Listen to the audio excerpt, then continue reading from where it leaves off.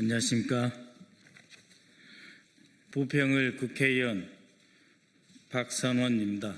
저는 국회 정보위 간사이며 국회 국방위원회 위원이기도 합니다.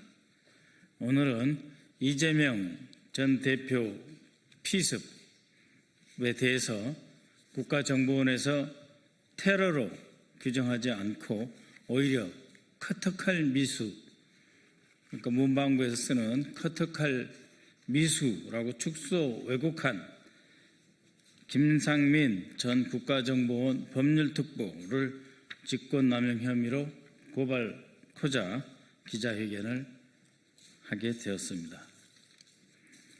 존경하는 국민 여러분, 저는 오늘 검사 출신 김상민 전 국가정보원 법률특보를 직권남용 혐의로 고발하고자 이 자리에 나왔습니다. 김상민 전 특보는 윤석열과 김건희의 최측근으로 조국 전 법무장관을 죽이기 위한 표적 수사에 앞장섰으며 정치적 중립을 지켜야 할 현직 신분임에도 불구하고 22대 총선에서 국민의힘에 공천을 신청한 대표적인 정치검사입니다. 또한 김상민을 출마시키려는 과정에서 윤석열과 김건희가 압력을 행사했다는 의혹, 즉 김건희 공천 개입 의혹은 현재 특검에서 수사 중인 사안이기도 합니다. 당시 공천이 무산되자, 지난해 봄이죠. 공천이 무산되자 김건희는 조태용 당시 국정원장에게 요구해서 2024년 8월 김상민을 국정원장 법률특보로 채용토록 하였습니다. 윤석열과 김건희가 자신들의 정적을 제거하는 데 앞장선 사람에게는 어떻게든 자리를 만들어서 보훈하려고 하는 위인설관 대가성 인사였던 것입니다.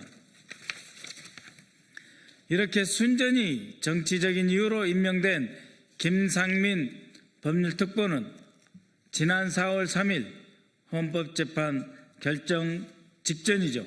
지난 4월 3일 이재명 대표에 대한 살인미수 사건이 테러에 해당하는지 여부를 판단하는 보고서를 작성해서 주무부서인 대테러국으로 보냈습니다. 그런데 이 보고서는 제목부터가 커터칼 미수로 당시 원내 제1당 대표였던 이재명 대통령에 대한 테러를 대놓고 축소 왜곡하는 내용입니다.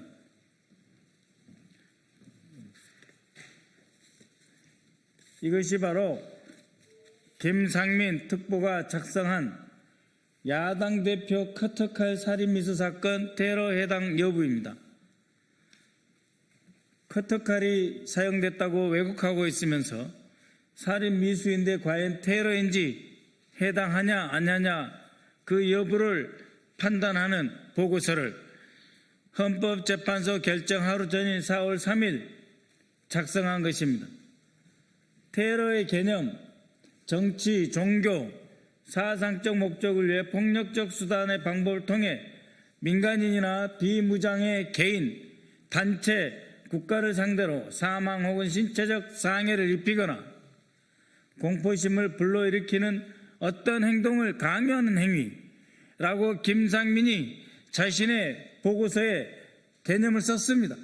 정치적 목적으로 위해를 가하는 행위는 테러다라고 써놨습니다. 그런데 커터칼에 의한 살인미수 행위는 테러방지법에 정한 테러가 아니다, 증거가 없다라고 해놓고 결론에서는 설사 테러라 하더라도 실제로 테러 행위자 김진성과 테러 피해자 이재명 당시 대표가 취할 수 있는 법적 수단이나 결과도 달라질 게 없어 테러법 적용, 테러 개념 적용은 실익이 없다라고 주장하고 있는 것입니다. 그런데 과연 이것이 커터칼이었습니까? 이재명 대표 테러에 사용된 이 칼이 총 18cm의 스트롱 암이라고 하는 전문 테러용 칼을 잘라서 더욱 그라인드로 갈아서 만든 이 테러 칼이 박근혜 테러에 사용된 문구용 커터 칼하고 똑같습니까? 더구나 이 테러 방지법은 박근혜 테러 이후에 정치인에 대한 테러가 있어서는 안 되겠고, 이 테러가 발생할 경우 국가정보원이 직접 나서서 대응하고 법적 처리하겠다라고 하는 것이 테러 방지법입니다. 그 박근혜 커터칼도 테러고, 그때 제대로 대응 못했으니 앞으로 유사한 사건이 발생하면 반드시 테러로 처벌하겠다라고 하는 것이 테러 방지법이고, 이재명 대표에게 사용된 칼이 바로 이 무시무시한 스트롱 아미라고 하는 칼입니다.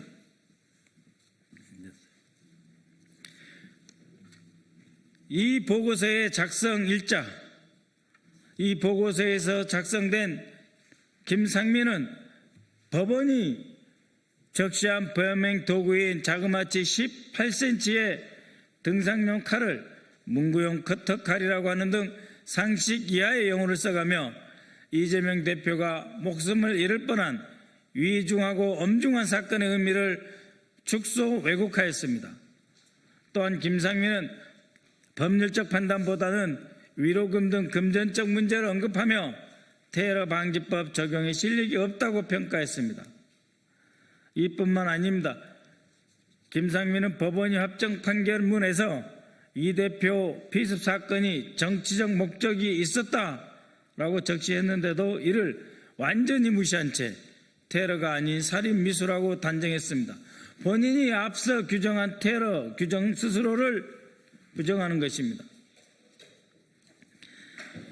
그렇게 되면 테러 방지법이 있다 하더라도 대한민국이 대통령이 된 당시 가장 유력한 대통령 선거 후보로 수천만의 국민의 지지를 받았던 사람을 정치적 목적으로 다시 죽이는 사건이 벌어져도 된다는 말입니까? 이 보고서의 작성일자는 2025년 4월 3일 윤석열에 대한 헌법재판소의 탄핵 결정을 하루 앞둔 날이었습니다.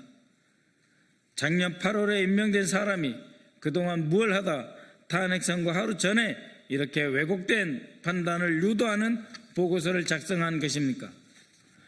공천에 탈락한 자신을 위해 국정원 특보 자리를 만들어준 윤석열, 김건희에게 답례하기 위해 이 보고서를 쓴 것입니까? 탄핵이 기각될 것을 확신하고 윤석열에게 잘 보이려고 작성한 보고서입니까? 아니면 헌재 결정 직전에 판을 뒤집어 보려는 내란 세력 최후의 발악이었습니까? 사건 발생 직후 윤석열 스스로 이를 테러라 규정했음에도 불구하고 윤석열과 조태용은 테러 방지법을 적용하지 않았고 국정원 책임하에 사건의 실상, 배후, 목적, 당시 윤석열 정권과의 연관성 여부에 대한 수사를 하지도 않았습니다. 테러 방지법에 따른 피해자 이재명 대표에 대한 보호 조치를 하지 않았음을 물론이고 극우 유튜버들의 극렬한 명예훼손을 방치 조장하였습니다. 국정원은 심지어 범행 동기가 정치적인 이유라는 대법원 판결이 있은 후에도 이를 테러 사건으로 규정하지 않고 마치 4월 4일 헌법재판소에서 윤석열이 파면되지 않고 대통령 직무에 복귀할 것이라는 확신을 갖고 있었던 듯 그 전날인 4월 3일 사건을 왜곡 축소하는 결론을 내렸던 것입니다. 국정원의 각 부서는 법률 판단이 필요할 경우 원장 특별보좌관이 아닌 공식 조직인 기획조정실 안에 있는 법무처의 법률 검토를 의뢰합니다. 그런데 이 해당 보고서에서 보다시피 국정원 대테러국장은 이례적으로 기조실 법무처가 아닌 김상민 특보에게 법률 검토를 요청하여 작성토록 하였습니다. 대테러국장은 왜 국정원의 정상적인 조직과 절차를 놔두고 윤석열, 김건희의 최측근인 김상민에게 법률 판단을 요청한 것입니까?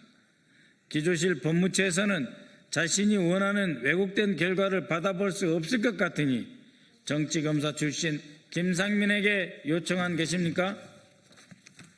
이처럼 이해할 수 없는 과정을 거쳐 작성된 김상민 특보의 커터칼 미수 보고서는 윤석열과 김건희가 자신을 챙겨준 은혜를 갚기 위해 특보로서 직권을 남용하여 국정원 직원들의 정당한 권리 행사를 방해한 것입니다.